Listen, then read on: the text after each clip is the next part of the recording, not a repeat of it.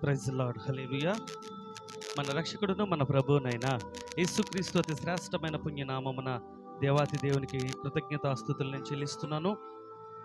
దేవాతి దేవుని కృపను బట్టి దేవుని సన్నిధిలో మనందరము కూడా ఈ విధంగా నరేష్ అఫీషియల్ అనే యూట్యూబ్ ఛానల్ ద్వారా కలుసుకోవడానికి నువ్వు దేవాతి దేవుడు ఇచ్చిన ఈ గొప్ప భాగ్యాన్ని బట్టి నీకు వందనాలు. దేవాతి దేవునికి కృతజ్ఞతాస్తుతులు నేను చెల్లిస్తున్నాను. మీ అందరికీ కూడా హృదయపూర్వకమైన వందనాలు నేను చెల్లిస్తున్నాను. దేవాతి దేవుడు నన్ను రక్షించుకుని తన కృపలో ఆయన చిత్తంలో నన్ను ఈ విధంగా వాడుకుంటున్నందుకు ఆయనకి ఎంతగానో నేను రుణస్తుడను. నా జీవితం ఏంటో నాకు అర్థమైంది. నా దేవుడు నన్ను ఎంత ప్రేమిస్తున్నాడో నేను తెలుసుకున్నాను. నేను ఎంత లోకంలో ఎంత పాపంలో ఉన్నానో నాకు అర్థమైంది. వాటిలన్నిటినీ నా దేవుని సన్నిధిలో ఒప్పుకుని విడిచిపెట్టినప్పుడు ఆయన కనికరాన్ని నేను పొందుకున్నాను. ఆయన చిత్తానికి నేను లోబడ్డాను. ఆయన తన మహిమ చేత తన కృప చేత నన్ను వాడుకుంటున్నారు. అదేవిధంగా దేవుని సన్నిధిలో పాటలు పాడడానికి, దేవుని సన్నిధిలో ఆరాధన చేయడానికి, దేవుని వాక్యాన్ని ధ్యానించడానికి, దేవుని సువార్తను ప్రకటించడానికి, అనేకుల కొరకు దేవుని యొక్క కృపలో ప్రార్థించడానికి దేవుడు నాకు ఇచ్చిన ఈ తలాంతులన్నిటినీ నా దేవునికి మహిమకరంగా నేను వాడాలని ఎంతగానో ఆశపడుతున్నాను, ఇష్టపడుతున్నాను. అట్టి కృప దేవుడు నాకు ఇచ్చినందుకు నేను ఎంతగానో రుణస్తుడను. నా జీవితకాలం అంతయు నా దేవుని నామను మహింపరుస్తూ ఘనపరుస్తూ దేవుడు నాకు ఇచ్చిన ఈ గొప్ప భాగ్యాన్ని బట్టి కృతజ్ఞతాస్తుతులు చెల్లిస్తూ నా మట్టుకు నేను నమ్మకంగా నా దేవుని పరిచర్య చేయాలని నేను ఎంతగానో ఆశపడుతున్నాను. దేవుడు నాకు ఇచ్చిన తలాంతులు, దేవుడు నాకు ఇచ్చిన ఆజ్ఞలు, దేవుడు నాకు ఇచ్చిన దర్శనం, దేవుడు నాకు ఇచ్చిన వాగ్దానాన్ని నేను మనస్ఫూర్తిగా నమ్ముతున్నాను, విశ్వసిస్తున్నాను. నా దేవుడు నా ఎడల కలిగిన ప్రణాళిక అత్యధికమైనది కనుక నేను ఎన్నడూ కూడా నా దేవునికి ఆయస్కరమైన మార్గంలో నేను ఉండకుండా నా దేవుని చిత్త ప్రకారం నేను బ్రతుకుతూ అనేకులను దేవుని యొక్క రాజ్యానికి నడిపించాలని నేను ఎంతగానో ఈ నిర్ణయాన్ని తీసుకుని దేవుని యొక్క సువార్త ప్రకటించడానికి నేను ముందుకు వస్తున్నాను. అటు కృప దేవుడు నాకు అనుగ్రహించాడు, మీకు కూడా అనుగ్రహించలాగన దేవుడు కృప దయచేయను గాక. అత్యధికమైన కృపతో ఆయన మేళ్లతో మనందరినీ భద్రపరిచి, బలపరిచి, ధైర్యపరిచి, స్థిరపరిచి ఆయన కృపతో వర్ధిల్లింప చేస్తున్నందుకు దేవునికి మహిమ కలుగును గాక. చాలా తక్కువ సమయం, కొన్ని నిమిషాలు మాత్రమే దేవుని యొక్క వాక్యాన్ని ధ్యానిద్దాం. ఎక్కువ లెంత్ వీడియో పెడితే అనేకులు చూడడానికి ఇష్టపడరు, వాళ్ళు కూడా అంత సమయాన్ని వెచ్చించడానికి ఇష్టపడరు. కానీ నేను కోరుకునేది ఏంటంటే దేవుడు మనతో ఏం మాట్లాడనై ఉన్నాడో, ఆయన మనస్సు ఏంటో, ఇప్పుడు ఈ పరిస్థితిలో ఉన్న దినాల్లో, ఇప్పుడున్న రోజుల్లో మనము ఏ పరిస్థితుల్లో ఉన్నామో, దేవుడు మనకి ఏం చెప్పాలనుకుంటున్నారో, మనం ఏం తెలుసుకోవాలో దయచేసి కొన్ని నిమిషాలు దయచేసి కొన్ని నిమిషాలు దేవుని వాక్యాన్ని మనం ధ్యానిద్దాం. దేవుడు మనతో మాట్లాడతారు. అవి ఖచ్చితంగా మన జీవితాలకు ఆశీర్వాదకరం. గొప్ప ఉపద్రవము నుండి తప్పించబడడానికి దేవుడు చెప్పే కొన్ని మాటలు మనం ధ్యానించి దేవుని కోసం నమ్మకంగా బ్రతుకుదాం. ఆమేన్. చిన్న ప్రార్థన. మహాగణుడా, మహోన్నతుడా, పరిశుద్ధుడా, ప్రేమ కలిగిన దేవా, మీ కృపను బట్టి నీకు వందనాలు. నువ్వు ఇచ్చిన ఈ సమయాన్ని బట్టి నీకు వందనాలు. ఉదయకాల సమయం నుండి ఇప్పటి వరకు నాయన అయ్యా, నా వ్యక్తిగత జీవితంలో, అయ్యా నా కుటుంబ జీవితంలో, నాయన నేను చేస్తున్న నా ఉద్యోగంలో నీ కృపను అనుగ్రహించావు ప్రభా. ఇంతవరకు నువ్వు నాకు తోడుగా ఉన్నందుకు నీకు వందనాలు అయ్యా. ఈ సాయంత్రకాల సమయంలో అయ్యా నీ మందిరంలో అయ్యా నువ్వు నాకు ఇచ్చిన కోసం ప్రభా నాయన నువ్వు ఇచ్చిన సమయాన్ని బట్టి నీకు వందనాలు అయ్యా. ఈ ప్రేయర్ రూమ్లో నాయన నేను దేవునితో కలిసి అయ్యా నీతో కలిసి నిన్ను ఆరాధించే భాగ్యాన్ని, నిన్ను మహింపరిచే భాగ్యాన్ని నాకు అనుగ్రహించినందుకు వందనాలు. కొన్ని నిమిషాలు దేవుని మాటలను మేము పంచుకొని చుండగా ప్రభా అయ్యా, మీరు మా తండ్రిగా ఉండండి, మా బోధకుడిగా ఉండండి, మా గురువుగా మీరు ఉండండి ప్రభా. నాతోటి మా అందరితోటి నువ్వు మాట్లాడి ప్రభా అయ్యా, ఈరోజు నువ్వు ఇచ్చిన సమయము వృధాగా పోకుండా ప్రభా అయ్యా, నా జీవితంలో అనేక మంది జీవితాల్లో అద్భుతమైన ఆశ్చర్యమైన కార్యములు జరిగినట్లు మా మనస్సులు మార్చుకొని దేవుని కోసం నమ్మకంగా బ్రతికే కృప దయచేయమని యేసు నామమున ప్రార్థించి పొందుకున్నాము తండ్రి. ఆమేన్. అందరికీ హృదయపూర్వకమైన వందనాలు. అపోస్తుడైన పౌలు గారు ఎఫెసీ సంఘానికి రాస్తూ ఈ విధంగా కొన్ని మాటలు తెలియజేస్తున్నాడు. అది కూడా పరిశుద్ధాత్మ దేవుడు ఆయనలో ఉండి మనందరితోటి మాట్లాడులాగున మనందరం కూడా సిద్ధపాటు కలిగి ఉందాం. అపోస్తుడైన పౌలు గారు ఎఫెసీ సంఘానికి రాసిన పత్రిక 5వ అధ్యాయము 15వ వచనాన్ని నేను చదువుతున్నాను. శ్రద్ధగా దయచేసి ఆలకించండి. బైబిల్ ఉన్నవారు తీసి నాతో కలిసి చదవడానికి ప్రయత్నించేయండి. దినములు చెడ్డవి గనుక మీరు సమయమును పోనీయక సద్వినియోగము చేసుకొనుచు అజ్ఞానుల వలె కాక జ్ఞానుల వలె నడుచుకున్నట్లు జాగ్రత్తగా చూచుకొనుడి. దేవాది దేవుడు తెలియజేస్తున్న మాటలు ఈరోజు మనందరి విడుకుడులో దీవించి ఆశీర్వదించును గాక. దినములు చెడ్డవి గనుక. అవునండి, దినములు చెడ్డవి గనుక. ఏంటి దినములు చెడ్డవి? ప్రస్తుతం ఉన్న రోజులు చెడ్డవి. అవును, అపోస్తులైన పౌలు గారు అనేక సంవత్సరాల క్రితము పరిశుద్ధాత్మ దేవుని ద్వారా ప్రేరేపించబడి ఎఫ్ఎస్సి సంఘానికి రాస్తున్నారు. కానీ ఈరోజు మన జీవితాలు కూడా ఈ వాక్యం ఉపయోగపడుతుందండి. ఈరోజు మన జీవితాలు కూడా ఈ వాక్యము ఒక సాదృశ్యంగా కనపడుతుంది. దినములు చెడ్డవి గనుక, రోజులు చెడిపోయిన రోజులు ఉన్నాయి గనుక మీరు ఏం చేయాలి? మీ సమయమును పోనీయక. మీ సమయము, దేవుడు మీకు ఇచ్చిన ఆయుష్, దేవుడు మీకు ఇచ్చిన సమయము, దేవుడు మీకు ఇచ్చిన కుటుంబము, దేవుడు మీకు ఇచ్చిన భవిష్యత్తు, దేవుడు మీకు ఇచ్చిన ఉద్యోగము, దేవుడు మీకు ఇచ్చిన వ్యాపారము, దేవుడు మీకు ఇచ్చిన ఈ జీవితంలో, మీరు గడుపుతున్న ఈ లోక ప్రయాణములో, ఈ జీవిత పరిమాణములో దేవుడిచ్చిన సమయాన్ని పోనీయక మీరేం చేసుకోవాలి? సద్వినియోగం చేసుకోవాలి. సద్వినియోగం చేసుకోవాలి. ఇదిగో దేవుడు నీకు ఇచ్చిన సమయం ఇంత ఉంది. దేవుడిచ్చిన సమయం కొన్ని సంవత్సరాలు, అది 70 సంవత్సరాలు కావచ్చు, లేదా అధిక బలం ఉంటే 80 సంవత్సరాలు కావచ్చు. అది ఎన్ని సంవత్సరాలు అనేది నీకు నాకు కూడా తెలీదు. కానీ ఒక మాట దేవాది దేవుడు తెలియజేస్తున్నాడు. నీ సమయము ఎంతో నీకు తెలియకపోవచ్చు. నువ్వు ఎంతకాలం బ్రతుకుతావో నీకు తెలియకపోవచ్చు. నువ్వు ఎంతకాలం ఈ భూమి మీద జీవిస్తావో నీకు తెలియకపోవచ్చు. కానీ ఒకటి మాత్రం నీ చేతిలో ఉంది. అదేంటో తెలుసా నీకు? నీ సమయాన్ని నువ్వు సద్వినియోగం చేసుకోవచ్చు. నీ సమయాన్ని నువ్వు సద్వినియోగం చేసుకోవచ్చు. నీకున్న సమయాన్ని నువ్వు ఖచ్చితంగా దాన్ని వినియోగించుకోవచ్చు. ఇదిగో, నువ్వు పుట్టిన దగ్గర నుండి దేవుని యొక్క కృపలోనికి వచ్చేంత వరకు కూడా నువ్వు లోకంలో తిరుగులాడుతూ ఉన్నావు. లోక సంబంధమైన పనుల్లో, మాటల్లో, చూపుల్లో, తలంపుల్లో, ఆలోచనలో అన్ని చోట్ల నువ్వు చెడిపోయి ఉన్నావే. ఆ సందర్భంలో దేవుడు నిన్ను చూసి, నిన్ను దర్శించి, నీకు మారు మనసు అనుగ్రహించి బాప్తిసంలోనికి నడిపించి ఆయన చిత్తంలో నిన్ను ఏర్పాటు చేసుకున్న తర్వాత నీ సమయాన్ని ఎలా సద్వినియోగం చేసుకుంటున్నావు? నీ సమయాన్ని ఎలా వినియోగించుకుంటున్నావు? నీ సమయాన్ని ఎలా ఉపయోగించుకుంటున్నావు? నీ సమయాన్ని ఎలా వాడుకుంటున్నావు అనేది మాత్రం ఒకసారి పరిగణలోనికి తీసుకుంటున్నాడు దేవుడు. ఒకసారి ఖచ్చితంగా దేవుని యొక్క ఆయన పరిగణలోనికి నిన్ను తీసుకోవడం జరుగుతుంది. అందుకే దినములు చెడ్డవి గనక మీరు సమయమును పోనీయక సద్వినియోగం చేసుకోవాలి. మీ సమయాన్ని మీరు సద్వినియోగం చేసుకోవాలి. ఇదిగో ఒక విషయాన్ని నేను తెలియజేస్తున్నాను. పరిశుద్ధాత్మ దేవుని యొక్క సహకారంతో నేను తెలియజేస్తున్నాను. మన పోకడెప్పుడో మనకు తెలియదు. ఆయన రాకడెప్పుడో మనకు తెలియదు.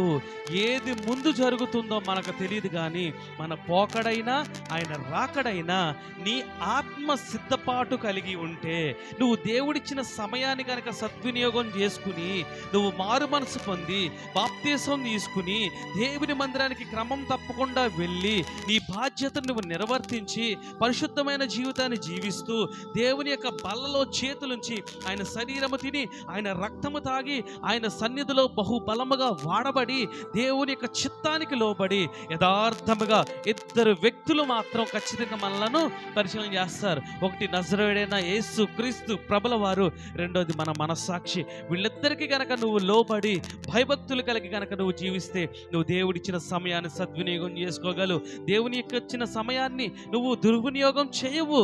దేవుని సన్నిధిలో పాటలు పాడడానికి, దేవుని సన్నిధిలో ఆరాధన చేయడానికి, దేవుని సన్నిధిలో దేవుని వాక్యాన్ని నువ్వు ధ్యానించడానికి, దేవుడు నీకు ఒకవేళ పరిశుద్ధాత్మను అనుగ్రహించి నీకు వాక్శక్తినిచ్చి నేను తన బిడ్డగా అభిషేకించుకుంటే దేవుని వాక్యాన్ని ప్రకటించడానికి, దేవుని సన్నిధిలో అనేకమైన నశించిపోతున్న ఆత్మల పట్ల భారం కలిగి నువ్వు ప్రార్థించడానికి దేవుడు గనక కృపనిస్తే ఆ సమయాన్ని నువ్వు దుర్వినియోగము చేసే పరిస్థితుల్లో నువ్వు ఉండవని నేను దేవుని యొక్క వాక్యం ద్వారా నేను సూటిగా మీకు తెలియజేస్తున్నాను. దేవుని కృప మనకంత తోడుగా ఉంది కాబట్టే మనందరము కూడా జీవించగలుగుతున్నాం. మనందరము చేయవలసిన ఒక ప్రాముఖ్యమైన విషయం ఏంటంటే దేవుని యొక్క ఇచ్చిన సమయాన్ని నువ్వు సద్వినియోగము చేసుకోవాలి. దేవుడిచ్చిన సమయాన్ని సద్వినియోగం చేసుకోవాలి. ఇదిగో, నువ్వు కొంతకాలము చదువు గురించి నీ సమయాన్ని కేటాయించావు, కొంతకాలము నీవు ఉద్యోగం సంపాదించుకోవడానికి నువ్వు సమయం కేటాయించావు, కొంతకాలం నీ వివాహం చేసుకోవడానికి, కొంతకాలము నీ బిడ్డలను కనడానికి, బిడ్డలను పెంచడానికి, ఇదిగో కొంతకాలము నీ బ్రతుకు దినమల్లో నీ కుటుంబం కోసం, నీకు కావలసిన వాళ్ళ కోసం రకరకాల పరిస్థితుల్లో నీ సమయాన్ని వినియోగించావు. అన్ని విషయాల్లో నువ్వు మంచిగా చేసావు, అది చాలా సంతోషకరం. కానీ దేవునికి నువ్వు ఎంత సమయాన్ని ఇస్తున్నావు? దేవుని వాక్యానికి, దేవుని సన్నిధిలో ప్రార్థించడానికి, దేవుని వాక్యాన్ని ధ్యానించడానికి. ఇదిగో నాలాంటి అనేక మంది స్వార్థికులను దేవుడు లేవదీసి, అనేక మందిని సేవకులను, అనేక మంది స్వార్థికులను, అనేక మంది దేవుని యందు భయభక్తులు కలిగిన బిడ్డలను ఆయన దర్శించి ఇదిగో దేవుని వాక్యాన్ని ప్రకటిస్తున్నప్పుడు ఆ వాక్యాన్ని విని అర్థం చేసుకుని దాని చొప్పున నడవడానికి నీ మనసును పెడుతున్నావా? ఈ సమయాన్ని దేవునికి ఇస్తున్నావా? ఒకవేళ దేవుడిచ్చిన ఈ సమయాన్ని నువ్వు దుర్వినియోగం చేస్తున్నావా అనేది ఒక్కసారి ఆలోచించుకో. ఇదిగో ఆయన రాకడ తెలియదు, మన పోకడ తెలియదు. కాబట్టి ఇప్పుడే మనం మిక్కిలి అనుకూల సమయం, ఇదే రక్షణ దినం. ఇప్పుడే నువ్వేం చేయాలో తెలుసా? ప్రతి పాపమును విడిచిపెట్టాలి, ప్రతి దోషమును విడిచిపెట్టాలి. అది కోపమైన, క్రోధమైన, అక్రమమైన, వ్యభిచారమైన, దొంగతనమైన, నరహత్యైన, పాపమైన, కీడైన, దుష్టతలంపులైన, ఏ విధమైన నీకు సంబంధించి పాపము అనిపించే ప్రతి దాన్ని కూడా దేవుని వాక్యంలో సరిచూసుకుని దాన్ని విడిచిపెట్టాలి. ఇదిగో యేసుక్రీస్తు ప్రభుల వారు నీకు తెలియజేస్తుంటారు, ఇదిగో ఇది పాపం, ఇది చేయకూడదు. ఇదిగో దేవుని వాక్యం నీ ముందుంది, ఇదిగో పరిశుద్ధ గ్రంథం నీ ముందుంది. ఇందులో నేను ఏది పాపమో రాశాను, ఏది చేయకూడదో రాశాను, ఏది చేయాలో రాశాను, ఏది జరిగించకూడదో రాశాను, ఏది జరిగించాలో రాశాను, ఎలా బ్రతకాలో రాశాను, ఎలా బ్రతకూడదో కూడా రాశాను, ఎలా జీవించాలో కూడా నేను రాయించాను. ఇవన్నీ నువ్వు చదువుకొని దేవుని యందు భయభక్తులు కలిగి నువ్వు నీతిగా బ్రతికితే ఇదిగో నా రాజ్యంలో నువ్వు కూడా ఖచ్చితంగా ఉంటావు అని యేసుక్రీస్తు ప్రభుల వారు చెప్తూ ఉంటారు వాక్యం ద్వారా. పరిశుద్ధాత్మదేవుడు మన హృదయంలో ఉంటాడు. ఆ పరిశుద్ధాత్మదేవుడు అంటాడు, నా ప్రియ కుమారుడా ఆ పాపం చేయొద్దు, నా ప్రియ కుమార్తె ఆ మాటలు మాట్లాడొద్దు, వాళ్ళ మీద కోపం పెట్టుకోవద్దు, వాళ్ళ మీద ద్వేషం పెట్టుకోవద్దు, వాళ్ళ మీద అసూయ పెట్టుకోవద్దు, వాళ్ళ మీద కక్షలు పెట్టుకోవద్దు. ఇదిగో వాళ్ళందరూ కూడా దేవుని యందు అందరూ నీతో పాటు సమానులే కదా, వారి మీద క్రోధం చూపించొద్దు. వారు తప్పులో, వారి పాపంలో ఉన్నారేమో వాళ్ళని వేలెత్తి చూపించొద్దు. వారి కోసం ప్రార్థన చెయ్యి. ఎవరిని అసహించుకోవద్దు, ఎవరిని తక్కువగా చూడొద్దు, ధనాన్ని ప్రేమించొద్దు, ఈ లోక సంబంధమైన అందాన్ని నువ్వు ప్రేమించొద్దు. ఏ విషయంలోనూ కూడా దేవునికి ఆయాస్కరంగా నువ్వు ఉండొద్దని ప్రతి నిమిషము, ప్రతి సెకను కూడా నీ హృదయంలోంచి ఒక మాట వినబడుతుంది, ఒక మాట నీకు వినబడుతుంది. ఆ మాటే పరిశుద్ధాత్మ దేవుడు. ఆయన నిన్ను గద్దిస్తూ ఉంటాడు, నీకు బుద్ధి చెప్తూ ఉంటాడు. నువ్వు ఏ మార్గంలో నడవాలో ఆ మార్గంలో ఆయన నడిపించడానికి ప్రయత్నం చేస్తాడు. నువ్వు చేయవలసింది ఏంటో తెలుసా? నీ సమయాన్ని నువ్వు సద్వినియోగం చేసుకో. నీకు ఇచ్చిన సమయాన్ని నువ్వు సద్వినియోగం చేసుకో. ఆ మాట నీకు వినబడనంటే ఆ మాటకు నువ్వు లోబడు. ఆ మాట మాట్లాడింది పరిశుద్ధాత్మ దేవుడే. యేసుక్రీస్తు ప్రభుల వారు తన పరిశుద్ధాత్మ ద్వారా నాతో మాట్లాడుతున్నారని నువ్వు నమ్మి విశ్వసించినట్లయితే కనుక దేవుని యొక్క కృపను నువ్వు పొందుకుంటావు. పెడచెవన పెడితే దేవుని శాపాన్ని పొందుకుంటావు. నువ్వు అంగీకరిస్తే దేవుని యొక్క కృపలో నువ్వు నింపబడతావు. మన బైబిల్ గ్రంథంలో అనేక మంది దేవుని మాట విని ఆశీర్వదింపబడి ఉన్నతమైన స్థితిలోకి వెళ్ళిన వారిని మనం చూసాం. దేవుని మాటను ధిక్కరించి, దేవుని వాక్యాన్ని ధిక్కరించి నాశనానికి, మరణానికి వెళ్ళిపోయిన వారిని అనేక మందిని మనం చూస్తున్నాం. అలాంటి పరిస్థితుల్లో మనం ఉండగా పరిశుద్ధాత్మ దేవుడు మనతో మాట్లాడుతున్నాడు. నీ దినములు చెడ్డవి గనుక సమయమును పోనీయక. అజ్ఞానులు ఉంటారండి, అజ్ఞానులు ఉంటారు, వారి లోకంలో ఉంటారు. నువ్వు అజ్ఞానం కాదుగా. దేవుడి వాక్యం నీకు తెలుసు, దేవుని మందిరం నీకు తెలుసు, దేవుని రక్షణ తెలుసు, ఆయన పుట్టాడని తెలుసు, నీకోసం బ్రతికాడని తెలుసు, ఆయన నీకోసం బాధపడ్డాడని తెలుసు, ఉమ్ము వేయించుకున్నాడు, కొరడా దెబ్బలు తిన్నాడు. ఆయన నీ చేత నీ గురించి ఎంతగానో శ్రమ అనిపించి ఆయన శిలువ మరణానికి వెళ్ళిపోయి ఆయన చనిపోయి తిరిగి లేచి నీకు పునరుద్ధానాన్ని అనుగ్రహించారన్న విషయము తెలిసి కూడా నువ్వు సద్వినియోగం చేసుకోకుండా నువ్వు దుర్వినియోగం చేస్తున్నావేమో ఒకసారి ఆలోచించుకో. ఈ సమయాన్ని నువ్వు దుర్వినియోగం చేయడానికి ఇష్టపడుతున్నావేమో ఒకసారి ఆలోచించుకో. ఒకటే గుర్తుపెట్టుకో, యుగ సంబంధమైన దేవదూత మీ మనోనేత్రాలకి గుడ్డితనం కలగజేస్తుంది. సంబంధమైన దేవదూత మన మనోనేత్రాలకి ఏం చేస్తుంది? గుడ్డితనం కలగజేస్తుంది. అవునా? సాధారణగాడు మన కళ్ళుకి ఎలా గుడ్డితనం కలగజేస్తుంది? నేను చూస్తున్నాను కదా, ఈ లోకంలో ఉన్నవన్నీ నాకు కనపడుతున్నాయి కదా. వాడు ఎలా గుడ్డితనం కలగజేస్తాడంటే దేవుని యొక్క కార్యాలు చూడకుండా, దేవుని యొక్క మహిమను చూడకుండా, దేవుని యొక్క వాక్యాన్ని చదవకుండా, దేవుని యొక్క చిత్తానికి లోబడకుండా వాడు నీ మనోనేత్రాలకు గుడ్డితనం కలగజేస్తాడు. 2 కొరింథీయులకు రాసిన పత్రిక 4వ అధ్యాయం 4వ వచనం. 2 కొరింథీయులకు రాసిన పత్రిక 4వ అధ్యాయం 4వ వచనం. యుగ సంబంధమైన దేవత అవిశ్వాసులైన వారి మనోనేత్రాలకు ఏం కలగజేస్తుందంట? గ్రుడ్డితనము కలగజేస్తుంది. గ్రుడ్డితనం కలగజేస్తాడు. నువ్వు పాపంలో ఉన్నావనుకో, నువ్వు లోక సంబంధమైన విషయాల్లో, లోక సంబంధమైన పనుల్లో దేవుని కార్యాన్ని నువ్వు లక్ష్య పెట్టకుండా నువ్వు తిరుగుతున్నావు అనుకో, నీ కళ్ళకి ఇంకా గ్రుడ్డితనం కలగజేస్తాడు. ఆ గ్రుడ్డితనం వల్ల ఏమవుతుందో తెలుసా? దేవుని కృపను నువ్వు పొందుకోలేవు, దేవుని వాక్యాన్ని నువ్వు చదవలేవు, దేవుని మహిమను తెలుసుకోలేవు, పరిశుద్ధాత్మ మాట నీ కనపడదు, దేవుని వాక్యము, దేవుని సువార్త నీ మనసుకు ఎక్కదు, దేవుని పనుల్లో నువ్వు ఎందులోనూ పాల్గొనవు, నీ కళ్ళంతా మందంగా మారిపోతాయి, ఈ దేవుని యొక్క కృపను నువ్వు కోల్పోతావు. ఇదిగో ఒకవేళ గనక నువ్వు మరణిస్తే, నువ్వు చనిపోతే నిత్య నరకాగ్నికి నువ్వు వెళ్ళిపోతావు. ప్రతి ఒక్కరిని కూడా వాడు నాశనం చేయడమే వాడి పని. యాకోబు రాసిన పత్రిక 4:7 చదువుదామా. ఎఫెసీయులకు రాసిన పత్రిక 6:12 ఏముంటుందంటే, ఏలయనగా మనం పోరాడునది శరీరులతో కాదు కానీ ప్రధానులతోనూ అధికారులతోనూ ఈ లోక సంబంధమైన లోకనాథుడితో ఆకాశ మండలం ముందున్న దురాత్మల సమూహంతో మనం పోరాడుతున్నాం. మన చుట్టూ ఏమున్నాయో తెలుసా? మన చుట్టూ ఏం జరుగుతుందో తెలుసా? నీకు కనిపించేవి ఇవి కాదు. నువ్వు కనిపించే ఒకవేళ ఇల్లు, భవనాలు, మనుషులు, ఈ కార్లు, బంగ్లాలు, ఇది కాదు. నీకు కనిపించని వేరే ఒక లోకం ఉంది. ఆ లోకాన్ని నువ్వు చూడాలంటే నీ మనోనేత్రాలు వెలిగింపబడాలి. అప్పుడు మాత్రమే నువ్వు పాపివని, అప్పుడు మాత్రమే నువ్వు పాపక్షమాపణ పొందాలని, అప్పుడు మాత్రమే దేవుని క్రియలు, దేవుని ఆత్మ, దేవుని నడిపింపు, దేవుని కృప నీకు అర్థమవుతుంది. ఈ లోక సంబంధమైన దేవత నీ మనోనేత్రాలు గుడితనం కలగజేస్తే ఇవేమి నీకు అర్థమవుతాయి? అందుకే మన చుట్టూ ఎన్ని దురాత్మలు ఉన్నాయో, ఒకటి పాపం జరిగించు ఆత్మ, వ్యభిచారం జరిగించు ఆత్మ, జారత్వంలోకి నడిపే ఆత్మ, దొంగతనం చేసే ఆత్మ, నరహత్య చేయించే ఆత్మ, కోపాన్ని కలిగించే ఆత్మ, ద్వేషాన్ని కలిగించే ఆత్మ, బూతులు మాట్లాడే ఆత్మ, శరీరంలో చెడ్డ పనులు చేయించే ఆత్మ, హృదయంలో చెడు తలంపులు కలిగించే ఆత్మ. ఈ దురాత్మలన్నీ నీ చుట్టూరు తిరుగుతుంటాయి. ఇదిగో నీకు నువ్వుగా నేనేంటి ఇలా చేస్తున్నాను అనుకుంటున్నావు, అది నీ భ్రమ. నీ చుట్టుపక్కల, నీ చుట్టూరు ఉన్న దేవదూతలు నీతో తప్పుడు పనులు చేయించి దేవునికి విరోధంగా పాపం చేయడానికి అవన్నీ కూడా ప్రయత్నం చేస్తున్నాయి. నీవే గనక దినములు చెడ్డవని గ్రహించుకుని నీ సమయాన్ని సద్వినియోగం చేసుకుని ఇప్పుడే దేవుని సన్నిధిలో ఆయన పాదాల ముందు పడి, ప్రభువా నన్ను క్షమించు, నేను పొరపాటు చేశాను, నేను మన్నించు ప్రభువా, నేను నా తప్పులు నేను తెలుసుకున్నాను, నా జీవితాన్ని మార్చుకోవాలనుకుంటున్నాను, నీతిగా, నిజాయితీగా, యథార్థంగా, పరిశుద్ధంగా దేవుని కోసం బ్రతకాలనుకుంటున్నాను ప్రభువా, నాయన నీ సహాయం నాకు దయచే, నా వల్ల అయితే కాదు, నీ చిత్తం వల్ల అయితే అవుతుంది, నీ కృప నాకు తోడుగా ఉంటే చాలు నాయనా అని కనుక నువ్వు ఆయన సన్నిధిలో కనుక నువ్వు భయభక్తులు కలిగి జీవించడానికి ప్రయత్నం చేసి నువ్వు ప్రార్థించుకుని పశ్చాత్తాపడితే ఆయన నీ పాపమనంతటిని కొట్టివేస్తాడు. నీ చుట్టూ ఆవరించి ఉన్న దురాత్మ సమూహాలను ఆయన పెళ్ళగిస్తాడు. అవన్నీ వెళ్ళిపోతాయి. నీకు మంచి ఆలోచనలు, మంచి తలంపులు, మంచి హృదయ ఆలోచనలు వస్తాయి. అప్పుడు నీకు అర్థమవుతుంది దేవుడిచ్చిన సమయం ఎంత అమూల్యమైందో. అప్పుడు సమయం దొరికినప్పుడల్లా నువ్వు వాక్యం చదువుతావు, సమయం దొరికినప్పుడల్లా నువ్వు దేవుని దేవుని యొక్క వాక్యాన్ని ధ్యానిస్తావు, సమయం దొరికినప్పుడల్లా దేవుని సన్నిధిలో పాటలు పాడతావు. ఇదిగో నువ్వు రక్షణలో ఉంటూ కొంతమందినైనా రక్షించడానికి నీ సమయాన్ని సద్వినియోగం చేసుకుంటావు. ఇప్పుడు లోకంలో ఖాళీగా దురాత్మలతో నువ్వు ఉంటే కనుక సెల్ ఫోన్ చూడడానికి, సినిమాలు చూడడానికి, బూత్ సినిమాలు చూడడానికి, పోకిరి చేష్టలు మాట్లాడడానికి, వ్యభిచారం చేయడానికి, దొంగతనం చేయడానికి, చెడ్డ పనులు చేయడానికి నీవు సమయాన్ని కేటాయించావు కదా.